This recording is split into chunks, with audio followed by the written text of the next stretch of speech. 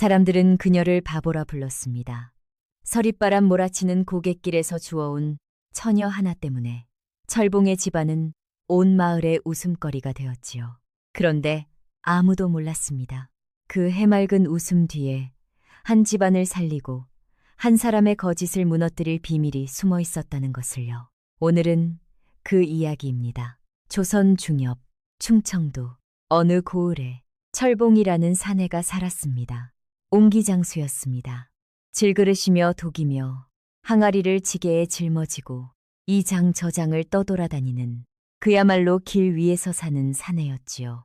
옹기는 값이 그리 높지 않았지만 어느 집에나 필요한 물건이라 팔리기는 잘 팔렸습니다. 허나 그만큼 발품이 많이 들었고 비가 오나 눈이 오나 고갯길을 넘어야 했습니다.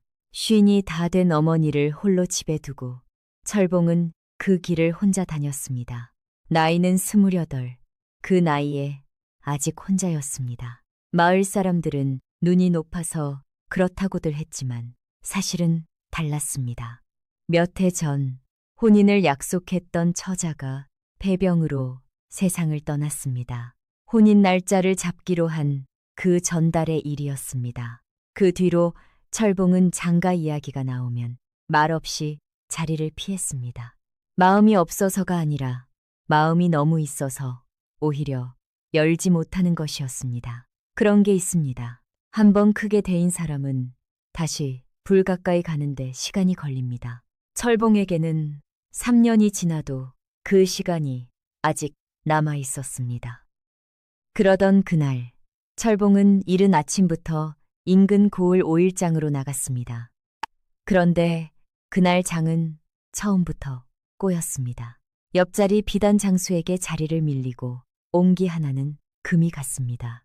뭔가 자꾸 어긋나는 날이었습니다. 해가 기울 무렵 철봉은 남은 옹기를 다시 지게에 묶으며 하늘을 올려다봤습니다. 먹빛 구름이 서쪽 산등성이를 빠르게 타고 넘어오고 있었습니다.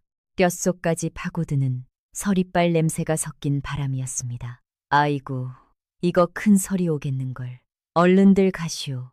장꾼들이 부랴부랴 짐을 꾸리는 사이 철봉도 서둘러 지게를 꾸렸습니다. 고갯길을 넘어 집으로 가려면 2시간은 좋게 걸렸습니다. 고갯마루에 접어들자마자 사정이 달라졌습니다. 바람이 방향을 바꾸더니 정면으로 몰아쳤고 그 사이로 서리빨이 섞여들었습니다. 발밑 흙길도 자취를 감추기 시작했습니다. 무릎까지 차오르는 서리빨 속에서 다리는 점점 무감각해졌습니다. 흥정에서 지고 자리에서 밀리고 옹기도 시원스럽게 팔리지 않은 날. 몸이 걷고 있었지만 마음은 어딘가 다른 곳에 있는 날이었습니다. 그래서인지 등 뒤에서 들린 그 발자국 소리가 유난히 또렷했습니다. 사박사박, 조심스럽지만 겁내지 않는 발걸음이었습니다. 철봉이 고개를 돌렸습니다. 서릿바람 사이로 젖은 치마 끝을 2 손으로 꼭 쥔 여자 하나가 서 있었습니다. 머리카락은 흩어져 볼에 달라붙어 있었고 눈썹에도 서릿발이 하얗게 맺혀 있었습니다. 신발은 집신이었는데 물에 젖어 발이 반쯤 드러나 있었습니다. 그런데 그 얼굴에서 이상한 것이 하나 보였습니다. 입가에 이 몰아치는 바람 속에서 전혀 어울리지 않는 묘하게 천진한 웃음이 걸려 있었습니다. 아니, 이 바람 속의 니시오. 여자는 눈을 깜빡이며 대답했습니다. 지는 말순이라고 하는데요. 이대로 가다간 얼어 죽어요. 지가 아는 데가 있으니 어여 따라오셔요. 치마를 걷어쥔 말순은 서릿발을 헤치며 산비탈을 타고 올랐습니다. 망설이는 것도 두려워하는 것도 없었습니다. 발을 딛는 곳을 아는 사람처럼 능숙하게 움직였습니다. 그런데 철봉은 이상하게도 그 처녀의 손놀림이 눈에 걸렸습니다. 바보라기엔 불씨를 너무 잘 살렸고 길 모르는 처자라기엔 산길을 너무 정확히 알고 있었습니다. 하지만 발은 이미 감각이 없었고 몸은 점점 굳어가고 있었습니다. 에로케, 정곽이 이대로 고갯길을 내려가다간 정말 목숨을 잃을 수 있겠다 싶었습니다. 철봉은 말순의 뒤를 따랐습니다. 바위가 벽처럼 솟은 곳에 어둠 속에 숨은 작은 판잣집이 나타났습니다. 나무꾼의 쉼터였습니다. 지붕에는 이끼가 끼어 있었고 문짝은 삐거덕거렸지만 바람은 막았습니다. 구석에는 마른 솔가지가 한 묶음 쌓여 있었습니다. 여기 앉아요. 제가 불 피울게요. 바람 피할 땐 이만한 데가 없어요. 말수는 무릎을 꿇고 앉아 부싯돌을 꺼내 들었습니다. 손놀림이 거칠 것 같았는데 솔가지에 불씨가 닿자마자 작은 불꽃이 살아났습니다. 생각보다 훨씬 능숙한 손이었습니다. 철봉은 그것을 가만히 바라봤습니다. 불씨를 살리는 것이 익숙한 사람의 손이었습니다. 그리고 그 손이 불을 피우는 동안 철봉은 말순의 손등을 봤습니다. 오래된 상처 자국이 몇 줄 있었습니다. 손가락 마디마다 굳은 살이 배어 있었습니다. 일을 하지 않아서 모자란 것이 아니라 일을 너무 많이 해온 사람의 손이었습니다. 불길이 살아나자 쉼터 안은 조금씩 따뜻해졌습니다. 철봉은 지게를 내려놓고 두 손을 불 가까이 뻗었습니다. 손가락 마디마디가 얼얼하게 깨어나기 시작했습니다. 말수는 치마자락을 말아 무릎 위에 올리고 젖은 맨발을 불에 쬐었습니다. 철봉의 지친 몸은 불가에 앉자마자 스르르 풀려버렸습니다. 나른함이 밀려오며 눈꺼풀이 무거워졌습니다. 잠에 빠져드는 경계에서 말순의 목소리가 들렸습니다. 혼잣말처럼 낮은 소리였습니다. 꿈에서 새 한 마리가 날아왔는데요. 내 품 안으로 들어오더니 그냥 거기 앉아 있더라고요. 참 따뜻했어요. 그 꿈. 철봉은 그 말의 끝을 다 듣지 못한 채 잠에 빠져들었습니다. 얼마나 잤을까. 몸이 이상하게 포근한 기운에 감싸여 있는 걸 느낀 철봉은 눈을 떴습니다. 그리고 바로 눈이 휘둥그레졌습니다. 옆에서 말순이 두 팔로 철봉을 감싸 안은 채 가슴팍에 얼굴을 꼭 파묻고 있었습니다. 그녀의 숨소리는 고르고 잔잔했으며 뺨은 홍시처럼 발그레하게 물들어 있었습니다. 아니, 이게 뭐여. 철봉은 황급히 몸을 빼며 일어섰습니다. 그런데 그때 자기 도포 안쪽 솔기에서 뭔가를 발견했습니다. 가슴 쪽에 조그만 것이 매달려 있었습니다. 어머니가 먼 길 떠날 때마다 몰래 꿰매 넣는 부적이었습니다. 안에는 작은 붉은 실이 감겨 있었고 실 몇 가닥이 풀어진 채 늘어져 있었습니다. 그것은 언제나 거기 있었는데 오늘 밤은 왜인지 유독 눈에 들어왔습니다. 그때 말순이 눈을 뜨고 있었습니다. 그녀의 눈이 한동안 그 부적에 머물러 있었습니다. 철봉은 그 눈빛에서 뭔가 하나가 지나가는 것을 봤습니다. 아무것도 모르는 사람의 눈이 아니었습니다. 뭔가를 오래 바라보다 마음을 정한 사람의 눈이었습니다. 두 사람은 잠시 눈이 마주쳤습니다. 아무 말도 없었습니다. 다만 그 침묵 속에서 말순의 눈빛만 조용히 깊어졌습니다. 아침이 되자 서릿바람은 잦아들었습니다. 철봉이 지게를 꾸려 걸음을 내딛는데 뒤에서 발자국 소리가 또 따라 붙었습니다. 고개를 돌리니 말순이 환하게 웃으며 뒤를 졸졸 따라오고 있었습니다. 그래서 지금 나를 따라오는 겁니까? 아님 댁으로 가는 길입니까? 오라버니 따라가는 길이죠. 하룻밤을 같이 보냈는데 그냥 헤어지는 건 도리가 아니잖아요. 아니, 큰일 날 소리. 우리가 뭐 아무것도 한 것도 없는데 그게 무슨 소리요? 말수는 대꾸 대신 해맑게 웃으며 앞서 걸었습니다. 터벅터벅 걷던 중 꾸르륵 하는 소리가 고요한 고갯마루에 울려 퍼졌습니다. 말순이 머리를 긁적이며 민망하게 웃었습니다. 하루를 굶었더니 챔. 철봉은 고갯마루 아래로 보이는 주막 간판을 보고 발을 멈췄습니다. 따라오시오. 배꼽 소리 들으니 내가 다 창피하네. 주막이나 들립시다. 강. 말은 시큰둥했지만 발걸음은 주막 쪽으로 향했습니다. 말수는 그 뒷모습을 보며 슬며시 미소를 지었습니다. 주막 안은 장작불 냄새와 된장국 향이 뒤섞여 푸근했습니다. 철봉은 말순을 구석자리에 앉히고 주모에게 밥 2그릇을 주문했습니다. 말순은 숟가락을 잡자마자 허겁지겁 밥을 퍼먹기 시작했습니다. 눈치라고는 전혀 모르는 그 모습이 철봉 눈엔 괜스레 안쓰럽게 보였습니다. 그때 옆에서 사발을 닦던 주모가 눈을 가늘게 뜨고 다가왔습니다. 아니, 말순이 아니요? 세상에, 어디서 만났소? 아는 사람은 아니고 서릿바람에 갇혔다가 같이 하룻밤을 보냈소. 주모는 잠시 말순을 바라보다가 철봉 귀에 조심스럽게 소곤거렸습니다. 저 아가, 좀 모자라요. 부모는 진즉 세상 떠나고 친척집 돌아다니며 눈치밥 먹는 아이지요. 마을 사람들은 바보 말순이라 부른다오. 애터, 애터, 애터. 철봉은 시선을 돌려 말순을 바라봤습니다. 말순은 밥풀을 잔뜩 입가에 묻힌 채 숟가락을 쥔 손을 멈추고 해맑게 웃고 있었습니다. 그 순간 철봉의 가슴 한켠이 묘하게 저릿해졌습니다. 아까 그 손이 다시 떠올랐습니다. 굳은 살이 밴 그 손이. 밥을 다 먹고 철봉이 자리에서 일어섰습니다. 그럼 여기서 헤어집시다. 덕분에 하루 잘 보냈소. 그렇게 뒤돌아섰는데 말순이 다시 그 뒤를 졸졸 따라왔습니다. 그럼 그 뒤를 졸졸 따라왔습니다. 그럼 졸졸 따라왔습니다. 아니, 왜 자꾸 따라옵니까? 오라버니, 저 데리고 살아주시면 안 될까요? 말순은 멈추지 않고 능청스럽게 말을 이었습니다. 우리가 그냥 사이도 아니잖아요. 서릿바람 치는 고갯길에서 어두운 쉼터 불빛 아래서 하루를 보낸 사이인데 이대로 가는 건 아니죠. 지가요. 갈 곳이 없구만요. 그 말에 철봉은 잠시 그녀의 발끝을 내려다봤습니다. 서릿발에 젖어 딱딱하게 굳은 집신 끝.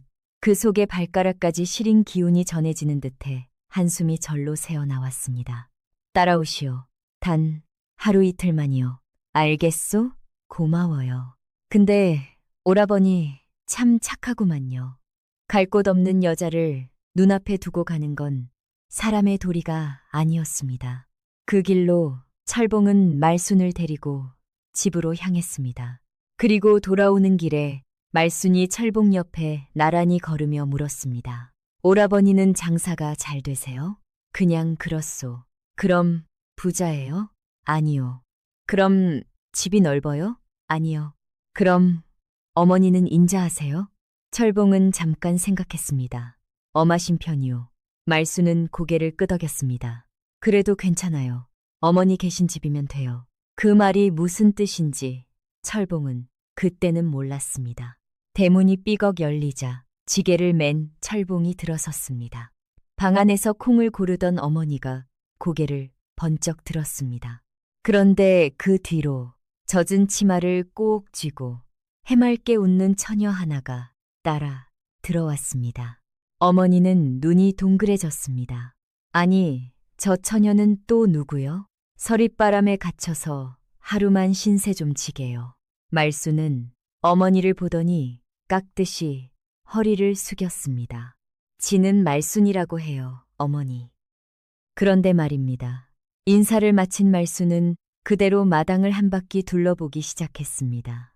아무 말 없이 그냥 자기 집처럼 부엌을 슬쩍 들여다보고 장독대를 흘끔 보고 우물 쪽을 한번 보고 그러더니 아무 말도 없이 부엌으로 걸어가서 아궁이 앞에 쪼그려 앉아 불씨를 살리기 시작했습니다. 어머니는 멍하니 그 모습을 바라보았습니다. 저 처녀가 주막으로 착각한 거요? 아니, 뭐 하는 거요? 거기서 뭘 하는 거요? 말수는 고개를 돌려 씩 웃었습니다. 불이 꺼져 있잖아요. 저녁 지어야 하는데 불이 없으면 어쩌게요. 그러고는 다시 부싯돌을 비볐습니다.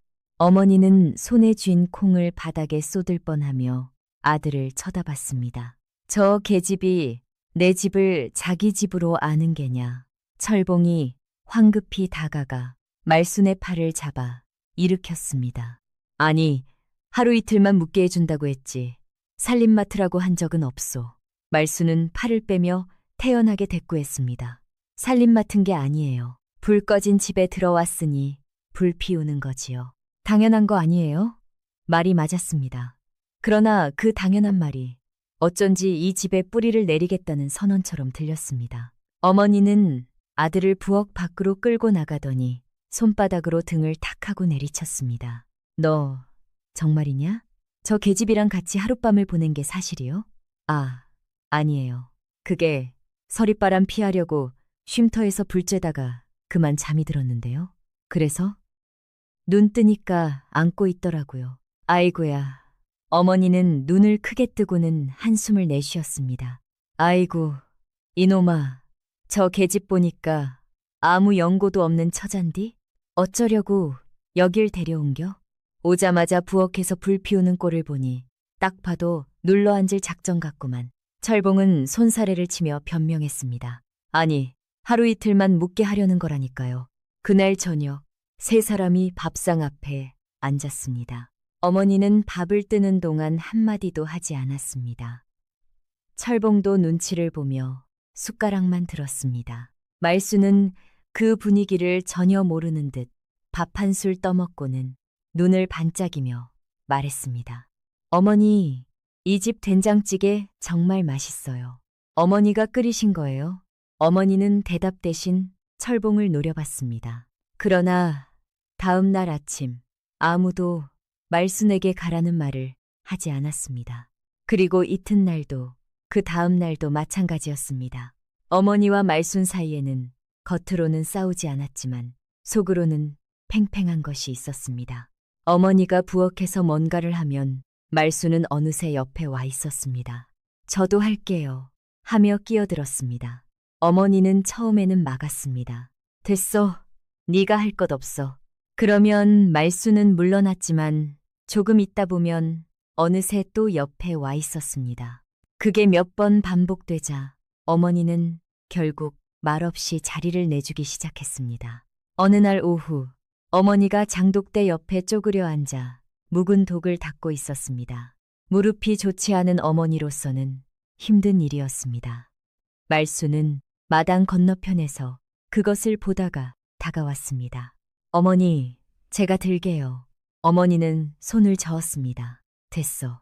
그래도 말순은 옆에 쪼그려 앉아 말없이 독을 잡았습니다. 어머니는 잠시 그 손을 봤습니다. 손등에 오래된 상처 자국이 몇 줄 있었습니다. 손가락 마디마다 굳은 살이 배어 있었습니다. 일을 많이 한 손이었습니다. 두 사람은 말없이 독을 함께 들어 옮겼습니다. 그날 저녁 어머니는 철봉이 돌아오기 전에 혼자 부엌에 앉아 있었습니다. 밖에서는 말순이 마당을 쓸고 있었습니다. 빗자루 소리가 규칙적으로 들렸습니다. 어머니는 그 소리를 들으며 오래전 자신이 처음 시집왔던 날을 떠올렸습니다. 연고 없는 집안이라며 변변한 혼수도 없다며 눈치를 보던 시절이었습니다. 지금 말순이 하는 것이 꼭 그때 자기 모습 같았습니다.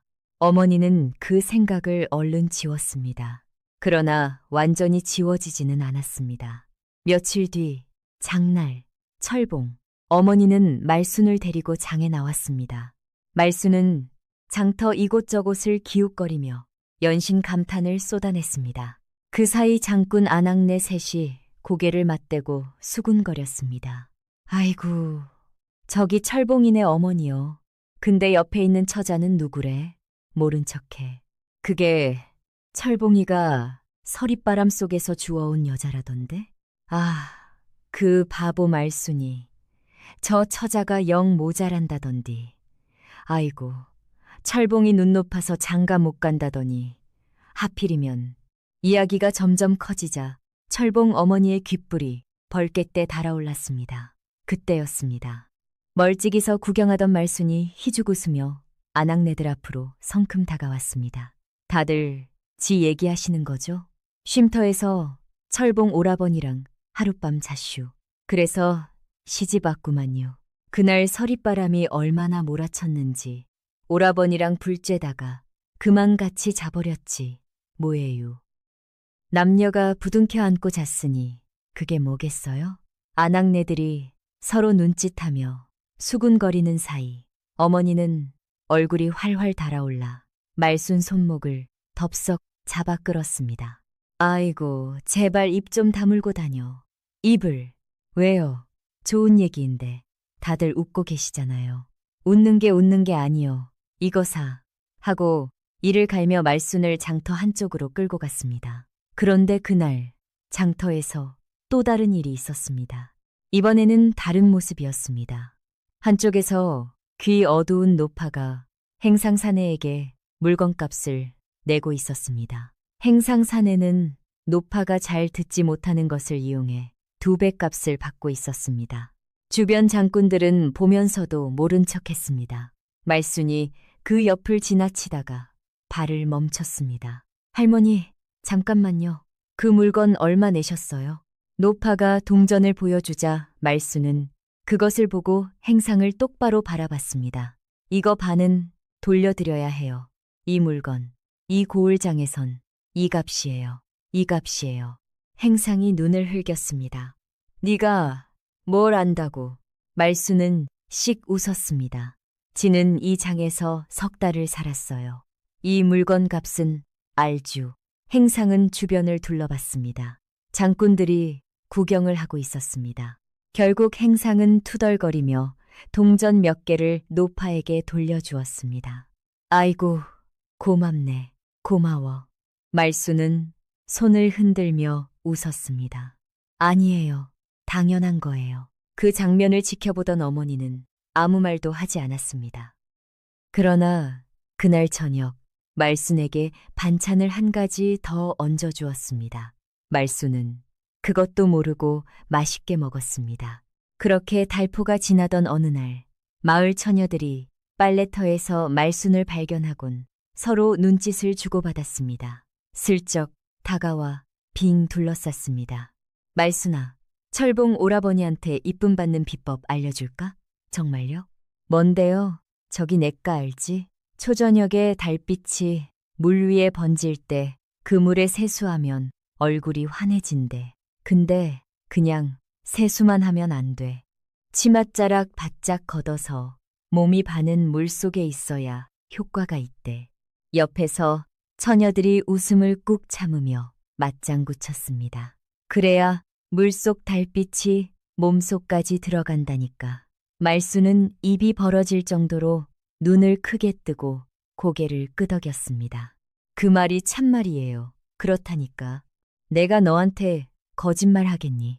처녀들은 돌아서자마자 손으로 입을 틀어막고 키득거렸습니다. 그날 밤 달빛이 은빛으로 번지자 말순은 살그머니 대문을 열고 냇가로 향했습니다. 조심스럽게 발끝을 담그더니 주저없이 물속으로 한 걸음 더 들어갔습니다. 차가운 물이 무릎을 넘고 종아리를 타고 올라왔습니다. 차갑네. 그래도 예뻐지려면 참아야지. 몸이 반쯤 잠기자 말순은 양손으로 물을 떠 얼굴에 척척 끼얹었습니다. 그러고는 별빛이 반짝이는 물속을 멍하니 바라보았습니다. 한편 장터에서 늦게 돌아온 철봉은 어머니에게 물었습니다. 어머니, 말순이는요? 몰라. 저녁 먹고 나서는 안 보이던데. 철봉의 얼굴이 굳었습니다. 그는 신발을 꿰고 이곳저곳을 헤매다 냇가에 다다랐습니다. 달빛 아래 말순은 치마를 걷어 차가운 물에 몸을 담그고 있었습니다. 양손으로 물을 떠 얼굴에 척척 끼얹으며 눈을 가늘게 감고 있었습니다. 아니, 이 한밤중에 냉물에 뭐 하는 거예요? 달빛물로 세수하면 예뻐진다잖아요. 별빛이 물에 반짝이는 것 좀 보셔요. 오라버니, 저 좀 예뻐졌죠? 말순의 뺨은 홍시처럼 시뻘겋고 입술은 추위에 퍼렇게 질려 달달 떨고 있었습니다. 두 손은 아직도 물을 움켜쥔 채였습니다. 철봉은 혀를 차며 성큼 다가가 주저없이 말순을 번쩍 업었습니다. 이러다 동상 걸리겠어. 얼른 집으로 가요. 말순은 철봉 등에 얼굴을 파묻으며 말했습니다. 오라버니 등은 아궁이보다 따뜻하네요. 전봉 가마. 말수는 달빛 속에서 철봉의 깊은 한숨과 말순의 해맑은 웃음소리가 함께 번져나갔습니다. 집으로 돌아오는 길에 말순이 조용히 물었습니다. 오라버니, 근데 그 처녀들이 가면서 왜 웃었을까요? 철봉은 발걸음을 멈추지 않으며 대답했습니다. 글쎄요. 말순은 한참을 생각하더니 이 말을 짚었습니다. 근데 생각해보니 그 처녀들이 웃고 갔더라고요. 제가 또 속은 거죠? 철봉은 아무 말도 하지 않았습니다. 웃음을 참느라 고개를 돌렸습니다. 찬바람을 가르며 철봉이 말순을 업고 마당에 들어섰습니다. 부엌에서 장작을 패던 어머니가 고개를 들더니 눈을 동그랗게 떴습니다. 아니, 이 밤중에 뭘 하다 엎어 들어오냐? 냇가에서 몸 담그고 얼굴 씻고 있었답니다. 아이고, 미쳤구먼. 이 날씨에. 말순은 등에 매달린 채로 씩 웃었습니다. 어머니, 걱정 마셔요. 오라버니 등이 따뜻해서 벌써 다 녹았어요. 어머니는 두 손을 허리에 얹고 코웃음을 쳤습니다. 허허, 이놈아, 내 등이 저렇게 따뜻하니 이 계집은 이제 죽어도 안 나가겠구먼. 얼마 뒤 빨래터에서도 소동이 났습니다. 말순이 빨래를 다 헹구더니 철봉의 커다란 잠방이를 번쩍 들고 외쳤습니다. 이거 제가 빤 거예요. 아주 잘 빨았죠? 아낙네들이 웃음을 터뜨렸고 어머니는 얼굴이 벌개져 말순의 팔을 탁 쳤습니다. 아이고, 그거 좀 내려놔. 그걸 왜 사람들 앞에서 흔들고 있냐? 말순은 고개를 갸웃했습니다. 누리끼리 하던 게 이렇게 하얘졌는데 자랑하면 안 돼요? 그날 저녁 이야기를 들은 철봉은 한숨을 쉬다가 결국 웃고 말았습니다. 그러나 말순이 집에 눌러앉은 지 달포가 지나도록 어머니는 그 처녀에게 딱 한 번도 직접 와서 앉으라, 밥 먹어라 이런 말을 한 적이 없었습니다. 그러나 어느 날부터인가 쌀밥을 지을 때 밥솥 크기를 한 단계 더 큰 것으로 바꿨습니다. 반찬을 담을 때 그릇을 하나 더 꺼냈습니다. 이것이 어머니가 말순에게 할 수 있는 최선이었습니다. 그리고 말순은 그것을 눈치채지 못했습니다. 아니, 눈치채지 못한 척 했는지도 모릅니다. 그런가 하면 이런 일도 있었습니다. 말순이 아궁이에서 불을 지피다가 그만 치맛자락에 불씨가 튀었습니다. 순간 치마가 조금 그을렸습니다. 철봉이 놀라서 달려왔습니다. 아니, 괜찮아요? 괜찮아요. 치마만 좀 탔지. 어머니는 그 탄 치마를 보다가 아무 말 없이 자기 바느질 상자에서 실과 바늘을 꺼냈습니다. 그리고 말순 옆에 앉아 탄 자리를 꿰매기 시작했습니다. 말순은 가만히 앉아 그 손을 바라봤습니다. 두 사람은 아무 말도 하지 않았습니다. 그 침묵이 어쩐지 따뜻했습니다. 그 후로 말순은 점차 철봉네 집에 스며들었습니다. 물독이 비면 채우고 텃밭에 풀이 올라오면 뽑았습니다. 비 맞은 강아지에게 치맛자락을 찢어 감아주고 길 잃은 아이를 데려다 부모를 찾아준 일도 있었습니다. 갈데 없는 것들을 그냥 지나치지 못하는 것이 어쩌면 갈데 없던 자기 자신을 닮아 있었는지도 모릅니다. 그런데 말입니다. 말순이 집에 스며들어가는 동안 마을 한편에서는 다른 움직임이 시작되고 있었습니다. 이 고을의 훈장은 최 씨 성을 가진 선비였습니다. 마을 서당을 운영하면서 동네 아이들에게 글을 가르치는 사람이었는데 그 아들 최판석이라는 자가 문제였습니다. 나이는 23, 얼굴은 반반하게 생겼고 훈장 아버지 덕분에 글도 좀 읽을 줄 알았습니다. 동네에서는 점잖은 청년으로 통했지만 가까이 지내는 사람들 눈에는 달랐습니다. 언제나 인의 예지를 입에 달고 다녔지만 자기보다 잘 되는 사람을 못 봤습니다. 뭔가를 얻기 위해 베푸는 척은 잘했지만 속은 계산이 먼저였습니다. 최판석은 오래전부터 자기 사촌 여동생을 철봉과 이어주려 은근히 다리를 놓고 있었습니다. 두 집안이 사돈이 되면 자신의 입지도 올라간다고 생각한 것이었습니다. 그런데 갑자기 어디서 굴러온 바보 처녀 하나가 철봉 집에 눌러 앉았다는 소문이 들렸습니다. 최판석은 그 이야기를 듣자마자 철봉네 집 앞을 지나쳤습니다. 마당에서 물독을 채우던 말순과 눈이 마주쳤습니다.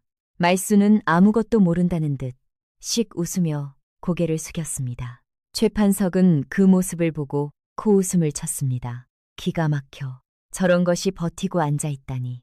그날부터 최판석은 입을 놀리기 시작했습니다. 처음에는 장터에서 슬쩍, 그 다음에는 술집에서 대놓고, 저 말순이라는 계집은 본래 두 고을 넘어 청파마을에서 쫓겨난 년이라더라. 무슨 짓을 했는지는 모르겠지만 마을에서 통 쫓겨났다고 하더라. 철봉이가 불쌍한 줄 알고 데려왔는데 알고 보면 속이 시꺼먼 계집일지도 몰라.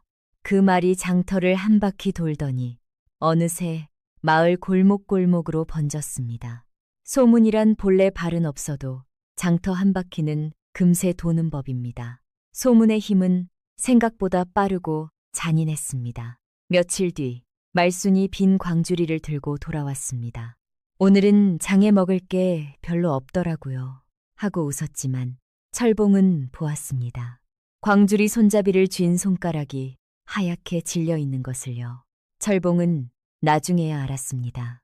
전에 말순에게 늘 넉넉히 전을 구워주던 할머니가 그날은 말순이 다가오자 아예 고개를 돌리고 앉았다는 것을요. 최판석이 퍼뜨린 말을 들은 사람이었습니다. 철봉은 아무것도 묻지 않았습니다. 그냥 말순이 내려놓은 빈 광주리를 조용히 부엌 안으로 들여놓았습니다. 말순은 그 뒷모습을 보더니 다시 해맑게 웃으며 저녁 준비를 시작했습니다. 며칠이 지나 어느 저녁 최판석이 직접 철봉네 대문을 두드렸습니다. 이웃 어른으로서 안부를 묻는다는 명목이었습니다. 그는 마당에 들어서며 주변을 슬쩍 둘러봤습니다. 그리고 부드럽게 말을 꺼냈습니다.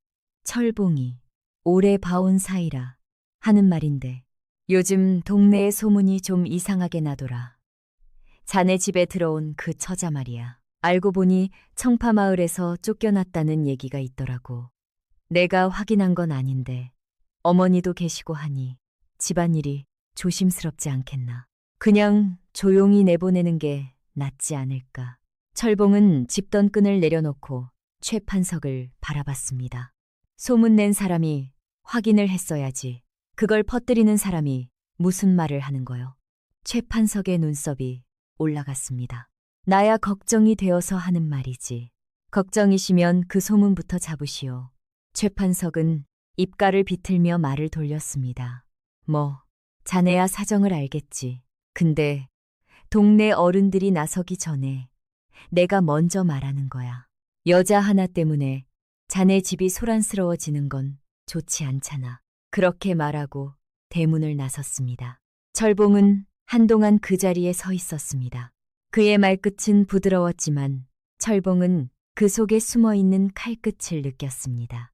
며칠 뒤 마을 어른들이 서당 앞 공터에 모였습니다. 최판석의 아버지가 마련한 자리였습니다.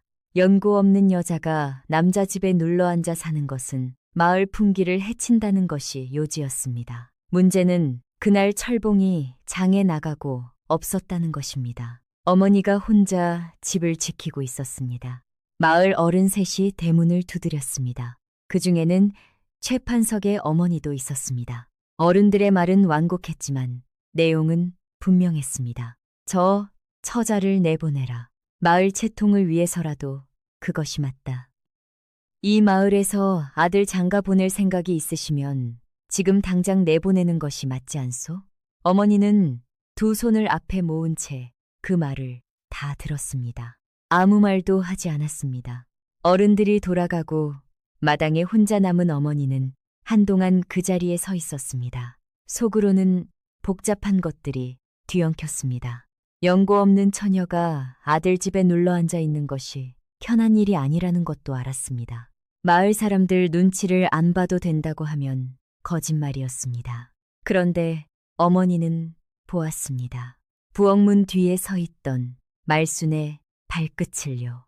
말순은 모든 말을 들은 것이 분명했습니다. 그런데도 잠시 뒤 아무 일 없다는 듯 쑥죽을 들고 나왔습니다. 어머니, 아침에 몸이 좀 안 좋아 보이셔서요. 쑥죽 끓였어요. 말순은 웃고 있었습니다. 극구, 안쟁과 극구, 극구, 극구, 극구. 그런데 그릇을 받친 손끝이 가늘게 떨리고 있었습니다. 어머니는 그 손끝을 봤습니다. 모든 말을 들었으면서 알면서 그래도 쑥죽을 들고 나온 것이었습니다. 웃으면서 손끝을 떨면서 어머니는 시키지도 않았는데 쑥죽을 끓여온 것이 누군가에게 필요한 사람이 되고 싶어서 살아온 사람이 하는 행동이라는 것을 알았습니다. 어머니는 말없이 죽그릇을 받아들었습니다. 그날 저녁 철봉이 돌아왔습니다. 어머니는 마을 어른들이 다녀간 이야기를 전하지 않았습니다. 그러나 다음 날 아침 철봉이 지게를 꾸리러 나오는데 어머니가 마당 한가운데 서서 말했습니다. 말순이 내보내지 마라. 철봉은 멈췄습니다. 어머니는 등을 보인 채로 말을 이었습니다. 사람 눈에 맞춰서 살다 보면 내 사람을 잃는다. 그게 더 부끄러운 일이다. 철봉은 아무 말도 하지 못했습니다. 대신 지게를 다시 추슬렀습니다. 그리고 그날 장에 나가기 전에 서당 앞을 일부러 지나쳤습니다. 최판석이 마당에 서서 글을 읽는 척하고 있다가 철봉과 눈이 마주쳤습니다. 철봉은 멈추지 않고 걸으며 말했습니다. 최서방, 없는 말 만드는 재주는 글보다 낫구먼. 그 재주를 쓸 때 좀 아시오. 최판석의 얼굴이 굳었습니다. 그러나 철봉은 이미 지나쳐 가고 있었습니다. 그날 이후로도 소문은 쉽게 사라지지 않았습니다. 두부장수는 말순이 다가오면 고개를 돌렸고 서당 아이들은 뒤에서 손가락질했습니다. 말순은 그럴 때마다 웃고 돌아왔습니다. 철봉은 그것을 알면서도 먼저 묻지 않았습니다. 대신 함께 밥을 먹고 장에 나갈 때면 뭐 사올까요? 하고 물었습니다. 그것이 그가 해줄 수 있는 위로였습니다. 며칠 뒤 장날 오후였습니다. 철봉이 옹기를 팔고 돌아오는 길에 장터 어귀에서 발을 멈췄습니다. 저 앞에서 시끄러운 소리가 났습니다. 말순이 장터 한복판에 서 있었습니다. 그리고 그 앞에 최판석이 서 있었습니다. 주변에 장꾼들이 하나둘 모여들고 있었습니다. 최판석이 목소리를 높이고 있었습니다. 이 동네 사람이 아닌 것이 남의 집에 눌러 앉아서 행패를 부리는 게 말이 되냐고. 어른들도 다 알고 있어. 청파마을에서 쫓겨났다는 년이 이제 여기서도 행세를 하겠다는 거야. 채통 있는 집안에서 너 같은 것을 드릴 리가 없어. 철봉이가 불쌍해서 놔두는 거지. 그게 받아주는 게 아니란 말이다. 주변 사람들은 말은 안 했지만 최판석 쪽으로 고개를 끄덕이는 것이 보였습니다. 말순은 그 앞에 서 있었습니다. 평소처럼 웃지 않았습니다. 철봉은 발을 내디디려 했습니다. 그 순간이었습니다. 말순이 입을 열었습니다.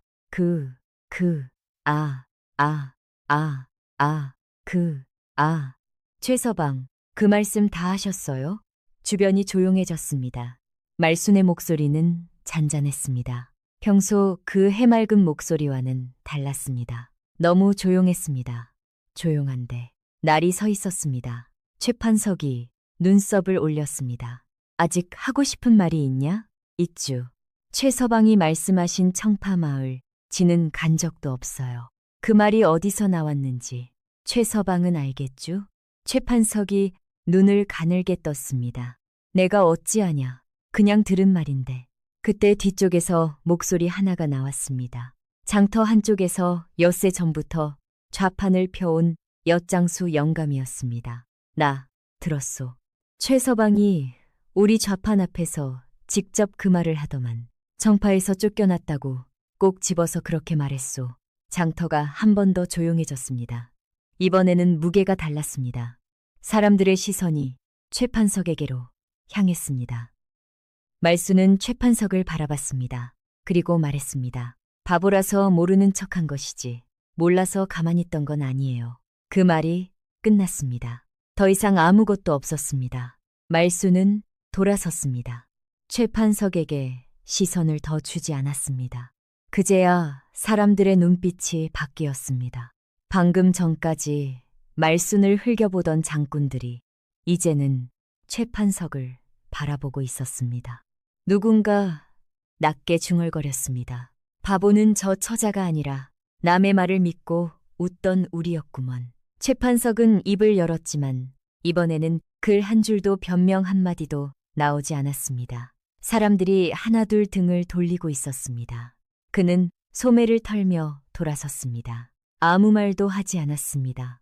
말수는 주변 장군들을 한 바퀴 둘러보더니 다시 그 해맑은 얼굴로 씩 웃었습니다. 구경 끝났쥬? 어여들 가세요. 장군들이 피식 웃으며 흩어졌습니다. 철봉은 그 자리에 서서 말순의 뒷모습을 보았습니다. 말순이 돌아보니 눈이 마주쳤습니다. 말순은 아무 일도 없었다는 듯 손을 흔들었습니다. 오라버니, 오셨어요? 옹기 많이 팔았어요? 철봉은 그 물음에 한참 동안 대답을 못했습니다. 그날 밤 철봉은 혼자 주막에 들렀습니다. 낮에 본 장면이 머릿속을 떠나지 않았습니다. 안다. 철봉은 바보 처녀라고 불리는 그 말순이 보여준 것이 바보의 모습이 아니었습니다. 가장 필요한 순간에 가장 정확한 말만 했습니다. 말이 많은 것도 아니었습니다. 그리고 이겼을 때 더 보태지 않았습니다. 그게 더 무거웠습니다. 주모가 술잔을 닦으며 말을 꺼냈습니다. 오늘 장터에서 있었던 일 들었소? 말순이가 최판석한테 딱 한마디 했다던데. 주변에서 다들 시원하다고 했다오. 철봉은 잔을 내려놓으며 고개를 끄덕였습니다. 주모는 한동안 말이 없다가 조심스럽게 입을 열었습니다. 철봉씨, 말순이 이야기를 좀 해도 되겠소? 주모는 목소리를 낮췄습니다. 말순이 아버지, 내가 알아요. 이 고을에서 오래 살다 가신 분이에요. 이름이 박순길이라고. 젊었을 때 이 고을 수령댁에서 문지기로 일했던 양반이요.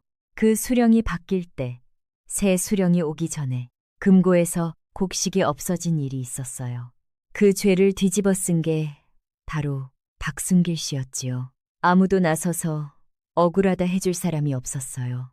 증거도 없고 힘도 없고 결국 매를 맞고 마을에서 쫓겨났는데 그 다음 해 겨울을 못 넘기고 돌아가셨지요.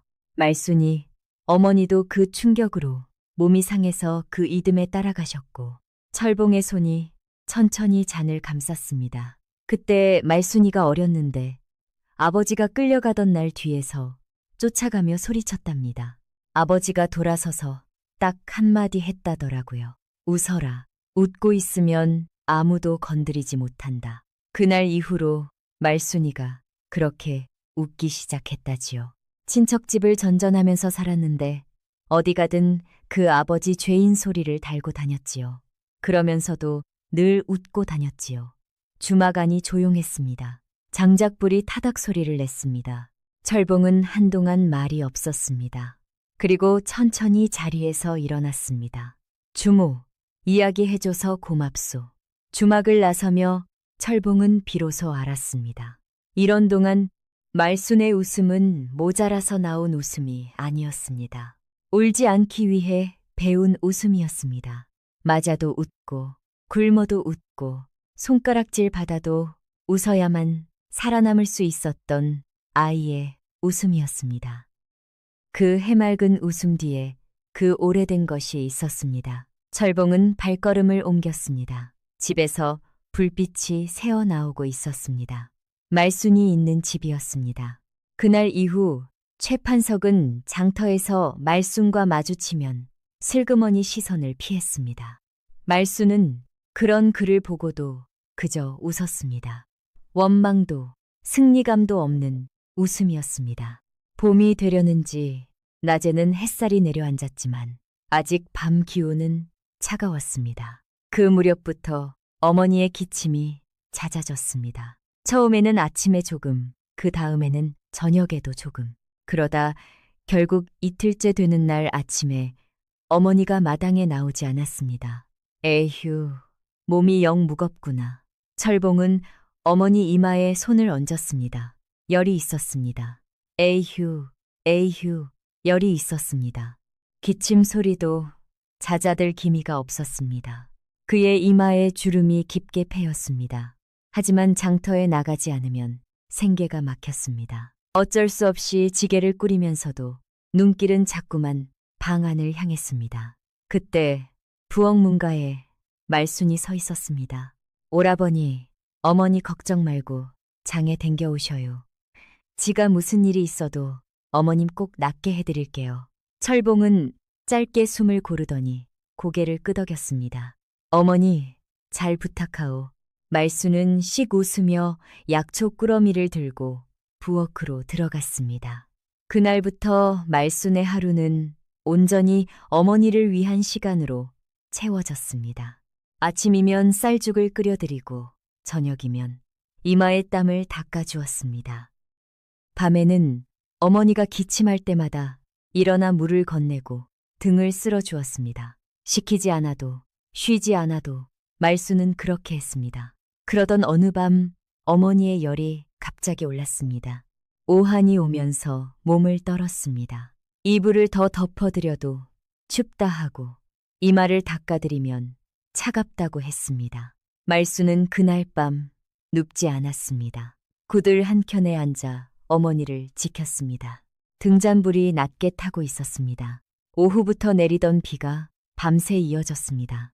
처마에서 빗물 떨어지는 소리가 들렸습니다. 처마에서 찬 수건을 몇 번이나 바꿔 이마에 얹었습니다. 달인 약을 조금씩 떠서 넣어드렸습니다. 한밤중에 어머니가 눈을 떴습니다. 그리고 잠결인지 생시인지 모를 목소리로 말했습니다. 인순아, 말순은 그 이름이 자신이 아니라는 것을 알았습니다. 그래도 대답하지 않았습니다. 그냥 어머니 이마를 손으로 살살 짚었습니다. 어머니는 그 손을 느끼며 다시 눈을 감았습니다. 숨이 조금 고르게 변했습니다. 말순은 그 손을 치우지 않았습니다. 어머니의 이마가 식을 때까지 그 자리에 앉아 있었습니다. 새벽이 되어서야 열이 내렸습니다. 비도 그쳐 있었습니다. 그날 밤늦게 돌아온 철봉은 부엌문 앞에 한참 서 있었습니다. 말순은 아궁이 옆에 기대어 잠깐 잠들어 있었습니다. 손에는 아직도 젖은 수건이 쥐어져 있었습니다. 철봉은 그 손을 보다가 조용히 중얼거렸습니다. 이 손이 우리 집을 살리고 있구나. 이튿날 아침, 말순은 부엌에서 죽을 끓이고 있었습니다. 어디서 봤나 싶을 정도로 초췌한 얼굴이었지만 웃고 있었습니다. 어머니는 어때요? 많이 좋아지셨어요. 철봉은 말순의 얼굴을 봤습니다. 밤새 잠을 못 잔 것이 보였습니다. 뭐라 말하려다가 그냥 고개를 끄덕였습니다. 며칠 뒤 어머니의 기침은 잦아들고 얼굴빛도 한결 환해졌습니다. 마당에 나와 햇살을 쐬던 어머니가 말순을 불렀습니다. 말순이 달려가 옆에 앉자 어머니는 한동안 말없이 그 얼굴을 바라봤습니다. 그리고 말했습니다. 말순아, 너 부모가 어디 있냐? 말순은 잠시 말이 없었습니다. 어머니의 손을 두 손으로 꼭 쥐며 말했습니다. 없어요. 처음부터 없었어요. 어머니는 그 말에 더 묻지 않았습니다. 잡힌 손을 빼지 않았습니다. 잠시 후 자리에서 일어나 부엌으로 들어갔습니다. 그리고 쑥죽을 끓이기 시작했습니다. 말순을 위해서였습니다. 죽이 완성되자 어머니는 그릇에 담아 말순 앞에 내밀었습니다. 아무 말도 없이 말순은 그 죽그릇을 두 손으로 받아들었습니다. 그리고 한술 떠서 입에 넣는데 눈이 촉촉해졌습니다. 말순은 고개를 숙인 채 죽을 먹었습니다. 어머니는 등을 돌리고 장독대 쪽으로 걸어갔습니다. 그 등 뒤로 말순의 숟가락 소리가 들렸습니다. 그날 이후 철봉은 말순을 전처럼 볼 수 없었습니다. 안쓰러운 처녀가 아니라 이 집을 지켜낸 사람이었습니다. 어머니가 자리를 털고 일어난 지 며칠이 지난 어느 저녁이었습니다. 철봉은 밥상을 물리고 난 뒤 아무 말 없이 일어섰습니다. 그러더니 말순을 향해 눈짓했습니다. 나오라는 것이었습니다. 말순은 고개를 갸웃거리면서도 따라 나섰습니다. 어머니는 부엌에서 그릇을 정리하며 두 사람의 뒷모습을 바라봤습니다.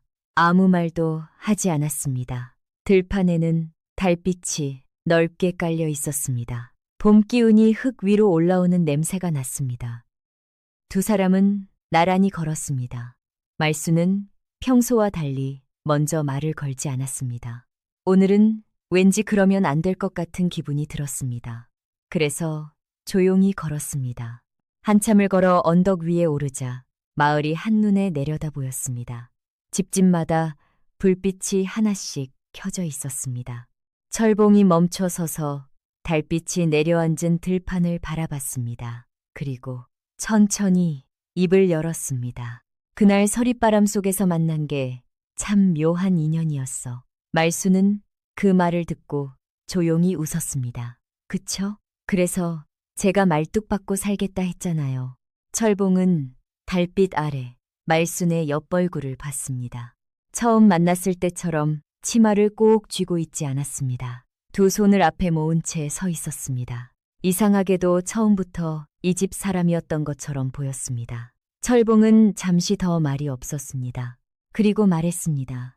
이제 그 말뚝은 내가 박아주리다. 우리 혼인합시다. 말순은 두 손으로 얼굴을 가리며 깔깔 웃었습니다. 어깨가 들썩였습니다. 한참을 웃더니 손 사이로 눈을 내밀었습니다. 근데 오라버니, 저 그냥 데려가는 거 아니에요? 철봉은 코웃음을 쳤습니다. 제대로 맞이해드려야지요. 말순은 손을 내리고 철봉을 바라봤습니다. 그 눈에 아까와 다른 것이 있었습니다. 웃고 있었지만 눈이 빨개졌습니다. 말순은 고개를 살짝 숙였습니다. 고마워요, 오라버니. 그 목소리가 조금 떨렸습니다. 그럼 이 집은 이제 제 집 되는 거죠? 아니, 우리 집 되는 거요. 달빛 아래 들판에 선 말순의 웃음소리가 바람을 타고 멀리 퍼져갔습니다. 혼인에는 법도와 절차가 있었습니다. 다음 날 아침, 철봉은 어머니를 찾았습니다. 어머니, 드릴 말씀이 있어요. 말순이랑 혼인하고 싶어요. 어머니는 잠시 된장 젓는 손을 멈췄습니다. 마음 정했냐? 예. 언제부터? 철봉은 대답하지 않았습니다. 어머니는 그 침묵이 대답이라는 것을 알았습니다. 어머니는 된장을 다시 저으며 말했습니다. 네가 어른이 없는 처자한테 중매를 세울 수는 없으니 내가 주막 주모한테 말을 부탁해야겠구나. 주모가 말순이를 오래 알고 있으니 그이가 나서주면 되겠다. 철봉은 어머니의 뒷모습을 바라봤습니다. 어머니는 여전히 된장을 젓고 있었지만 귀가 조금 빨개진 것이 보였습니다. 며칠 뒤 주모가 철봉네 집을 찾아와 두 집 어른의 자리를 맡아주었습니다. 말순은 처음으로 무릎을 꿇고 어머니 앞에 절을 올렸습니다.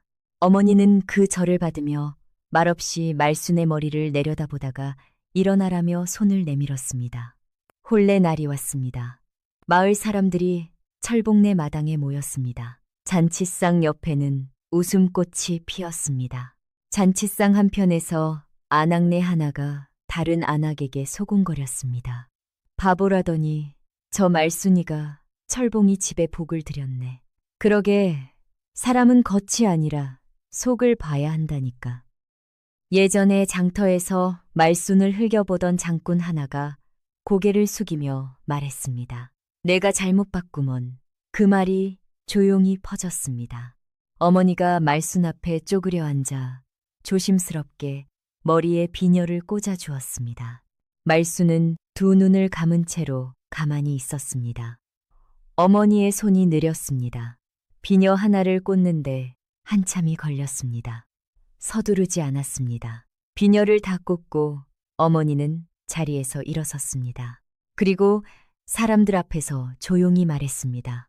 오늘부터 이 아이는 내 며느리다. 누가 뭐라 해도 내 집안 사람이다. 마당이 잠시 조용해졌습니다. 사람들이 그 말을 받아들이고 있었습니다. 누구도 반박하지 않았습니다. 말수는 두 눈을 감은 채 그 말을 들었습니다. 눈 아래가 촉촉해졌습니다. 그때 말순이 눈을 뜨며 몸을 살짝 기울여 소곤거렸습니다. 오라버니, 그럼 우리 오늘부터 한방 쓰는 거죠? 철봉은 기침을 하며 주변을 둘러봤습니다. 어머니와 하객들이 동시에 웃음을 터뜨렸습니다. 왜요? 부부가 같이 자는 게 당연한 거 아니에요? 그 말에 마당 가득 웃음이 퍼졌습니다. 혼례가 파하고 손님들이 하나씩 돌아갔습니다. 최판석은 혼례마당 한편에 잠깐 서 있다가 사람들의 웃음 속에서 아무 말 없이 돌아섰습니다. 이제 그가 끼어들 자리는 없었습니다. 마당이 조용해졌습니다. 어머니는 부엌에서 그릇을 정리하고 있었습니다. 철봉은 마당 한쪽에 혼자 서서 하늘을 올려다보고 있었습니다. 봄 하늘이 넓었습니다. 그때 말순이 다가왔습니다. 손에 무언가를 들고 있었습니다. 철봉이 내려다보니 작고 붉은 실이 감긴 부적이었습니다. 철봉의 도포 안쪽 솔기에 달려있던 바로 그것이었습니다. 이거 저한테 달아도 될까요? 철봉은 눈썹을 올렸습니다. 왜요? 말수는 대답 대신 그 부적을 자기 치마 안쪽 솔기에 조심스럽게 꿰매기 시작했습니다. 손이 능숙했습니다. 몇 번의 손놀림으로 단단하게 고정되었습니다. 철봉은 그 모습을 바라봤습니다. 왜 거기 달아요? 말수는 잠시 부적을 손으로 꼭 누른 채 말했습니다. 처음 쉼터에서 오라버니 잠들었을 때 이게 보였어요. 어머니가 꿰매준 거잖아요. 저는 어머니한테 이런 거 받아본 적이 없어요. 그래서 그때부터 오라버니 따라왔어요. 어머니 있는 사람이 옆에 있으면 나도 괜찮아질 것 같아서요. 마당에 봄바람이 지나갔습니다. 차갑지 않았습니다. 말순이 물었습니다. 저 잘 살 수 있을까요? 며느리로요. 잘 살고 있으면서 무슨 소리요? 근데 진짜요. 어머니한테 잘 할 수 있을까요? 실수도 많이 하고 모르는 것도 많은데. 철봉은 잠시 말이 없었습니다. 그리고 말했습니다. 모르는 건 배우면 되고 실수는 같이 치우면 되지요. 뭘 걱정하오. 말수는 한동안 그 말을 듣고 있다가 부적을 손으로 다시 한번 꼭 눌렀습니다. 철봉은 물었습니다. 이제 어머니 생겼으니 됐소? 말수는 고개를 들어 철봉을 바라봤습니다. 그리고 웃었습니다. 네, 됐어요. 야. 처음에 그 부적을 보고 따라왔던 해맑은 처녀가 이제는 그 부적의 따뜻함을 이어받게 된 것이었습니다. 어머니의 마음이 철봉을 지나 말순에게 닿은 것이었습니다. 서릿바람 속에서 처음 그녀의 발자국 소리를 들은 날부터 이미 여기까지 이어져 있었던 것인지도 모릅니다. 복이란 것은 그렇게 생각지도 못한 곳에서 사박사박 발소리를 내며 걸어옵니다.